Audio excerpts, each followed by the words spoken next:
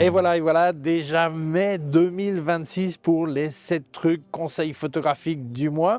Alors ce mois-ci, j'enregistre avec le DJI Osmo Pocket 4 pour l'essayer. J'ai mis des filtres de Freewell pour équilibrer la vitesse d'obturation. Donc j'ai enregistré les trucs séparément dans plusieurs endroits pour voir la différence. Et ça donne une petite idée, mais le thème, c'est pas ni les filtres ni le Pocket 4.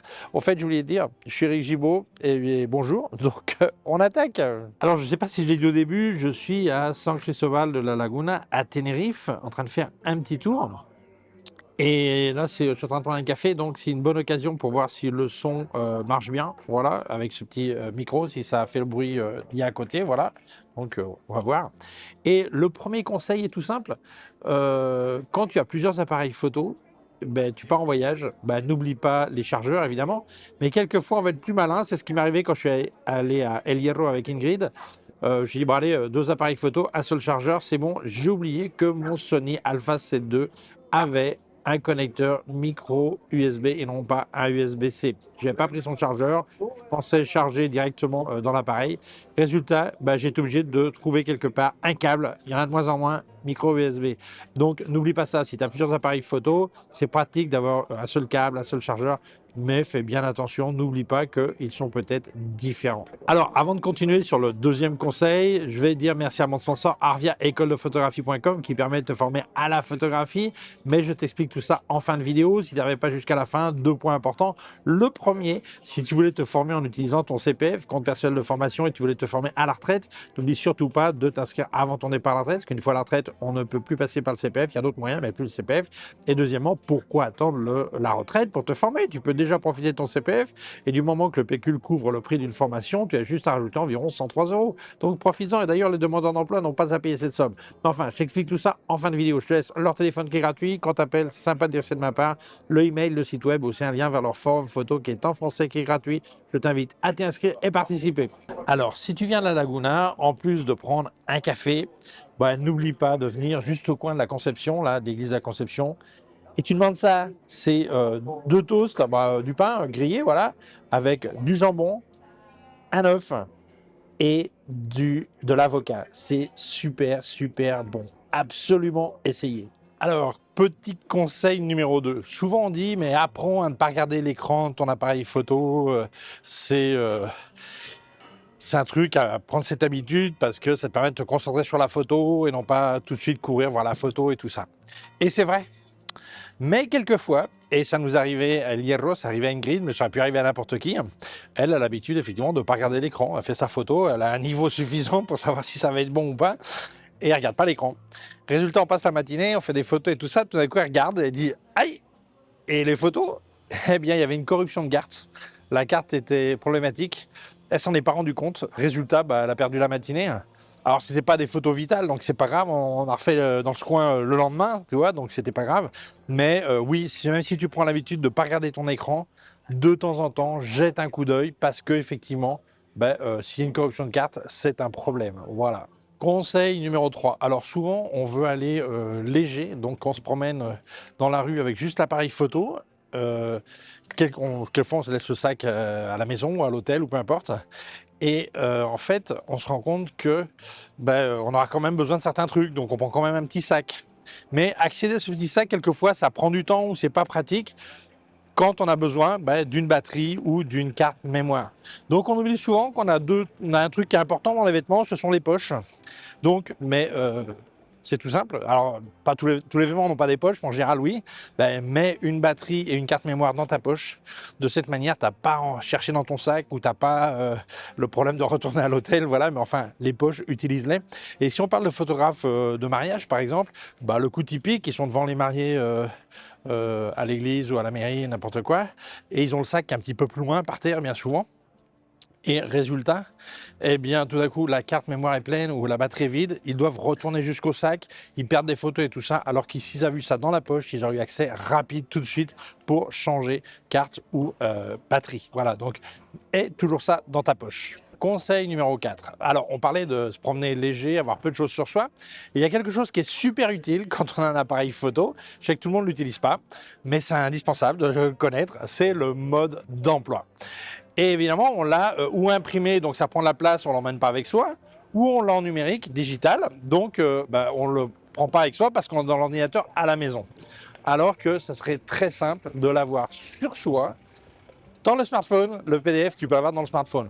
Donc moi, j'ai toujours les modes d'emploi des appareils photo que j'utilise ou que je teste dans mon smartphone. Comme ça, si j'ai un doute, je n'ai pas besoin de chercher sur YouTube ou n'importe où. J'ai directement le mode d'emploi, je cherche dedans et c'est bon et je l'ai sur moi toujours. Alors, si jamais tu voulais me filer un coup de main, n'oublie pas que j'ai des liens affiliés en description. C'est très gentil de les utiliser. Et si jamais tu achetais chez Digiphoto, ça serait vraiment sympa. Comme à l'écran, là où ça marque code créateur, si tu marques Gibo, eh bien, ça me file un coup de main. Si tu as un code promo, il y a une case à côté qui est complètement compatible, qui dit code promo. D'ailleurs, je les partage régulièrement sur mes réseaux sociaux pour que tu puisses en profiter. Pendant ce code promo, n'oublie pas, eh bien, avec Eric10, tu as 10% de remise sur Luminaire Neo, en plus des offres qu'ils ont, donc mets quand même le code. Et avec Eric20, tu as 20% sur Kenfaith, où tu trouveras tous les accessoires de KF Concept et d'autres marques. Donc profites-en, ça t'aide, ça m'aide, tout le monde est content. Mille merci. Conseil numéro 5, on continue sur les expériences personnelles. Souvent, on veut emmener un filtre, que ce soit un filtre ND ou un polarisant, et on n'a pas besoin de le mettre tout le temps sur l'appareil. Il y a un moment où on n'a pas besoin. Résultat, on le met dans la poche. Oui, mais la question est simple, dans quelle poche? Dans la poche arrière du pantalon, c'est le plus pratique. Effectivement, c'est le plus pratique. Mais il y a un moment, on va oublier, on va s'asseoir, et même si dans une bonne boîte, on va le casser.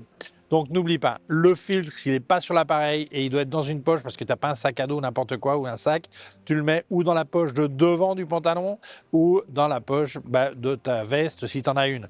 Mais pas dans la poche arrière parce que le résultat est assez prévisible. Alors truc numéro 6, conseil numéro 6, c'est pas à moi, c'est un commentaire qu'il n'y a pas longtemps j'avais eu.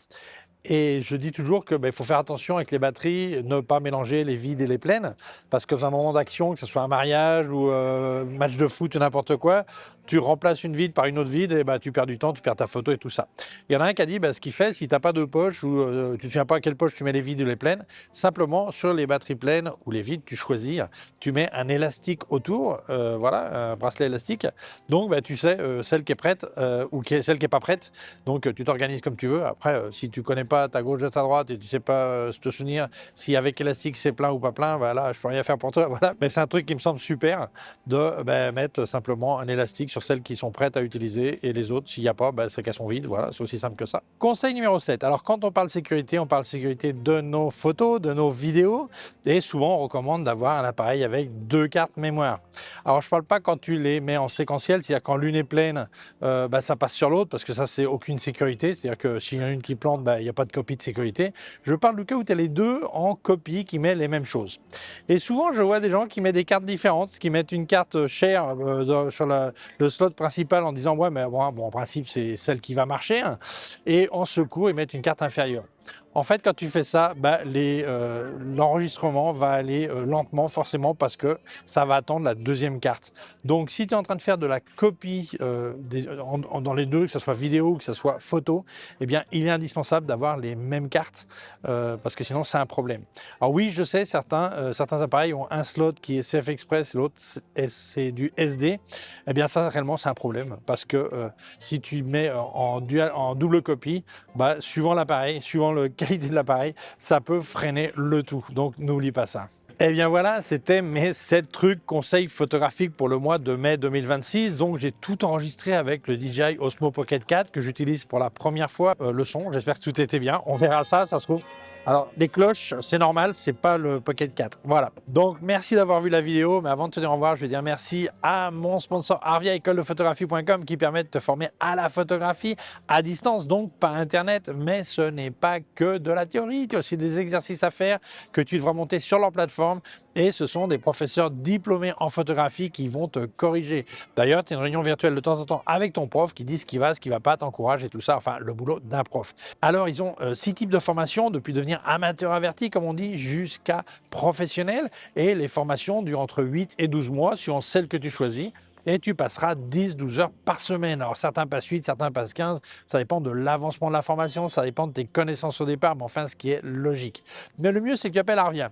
Donc quand tu appelles, c'est sympa de dire c'est de ma part, l'appel est gratuit au fait, et tu leur exposes tes envies de formation, ils te diront quelle est celle qui correspond le plus à ce que tu recherches.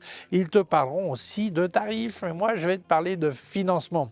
Alors plusieurs possibilités, d'abord tu es peut-être demandeur d'emploi, donc évidemment je te souhaite de trouver un travail qui te plaise et qui soit bien rémunéré, mais en attendant, parle avec ton conseiller chez France Travail, tu lui exposes tes envies de reconversion à la photographie, tu lui parles d'Arvia et t'expliqueras comment faire un financement ou un cofinancement. Autre possibilité, l'autofinancement. Alors le mot est magnifique, mais ça veut dire ce que ça veut dire. Auto, toi-même, tu payes, financement, voilà, c'est simple, voilà, comme les trois quarts des choses qu'on achète. Mais la formule la plus connue, c'est sûrement le CPF, le compte personnel de formation. Chaque année travailler en France, c'est un petit pécule qui s'accumule, un jour tu peux l'utiliser pour te former. Alors il y a certaines conditions, parce que souvent, on me dit oui, j'ai du pécule, j'utiliserai à la retraite. Oui, tu peux te former à la retraite avec ton CPF, mais seulement si tu t'inscris avant ton départ en retraite. Sinon, c'est plus possible. Il te restera l'autofinancement, le cadeau de Noël, l'anniversaire, mais pas le CPF. Et encore plus important, pourquoi attendre la retraite pour te former? Tu peux déjà profiter de ton pécule CPF et du moment que celui-ci couvre le prix d'une formation, tu as juste à rajouter environ 103 €. D'ailleurs, les demandeurs d'emploi n'ont pas à payer cette somme, donc profites-en. Ça serait dommage de ne pas te former.